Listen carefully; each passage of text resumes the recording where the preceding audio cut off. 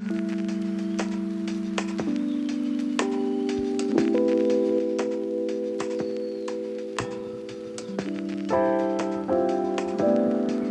friends, it's Mariz and welcome back to Quick Fixes, where we answer all your technical questions in under 2 minutes. Today's featured question is, hello, when I select sum of sales and apply slicer, it shows no connection found. This is a really common problem in Excel, especially when you're building summaries or dashboards. You create a table with calculated totals, try to add a slicer, and Excel suddenly shows no connection found. It's confusing because the numbers look correct, but the slicer just refuses to work. What's actually happening is this. The table you're clicking is a normal summary table and not a pivot table. And slicers don't work with regular tables that contain calculated fields. They're designed to work with pivot tables. The good news is, this isn't a bug or an error. You just need the right table type.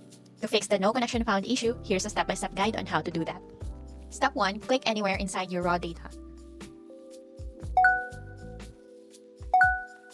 Step 2. Go to the Insert tab and click Pivot Table.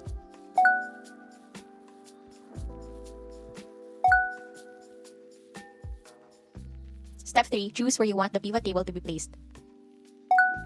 Then click OK. Step 4. Build your pivot table by dragging your category fields to rows and your numeric fields to values. Excel will automatically create the calculations for you. Step 5. Click anywhere inside the pivot table.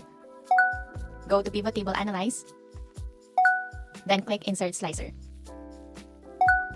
And finally, select the field you want to filter by and click OK.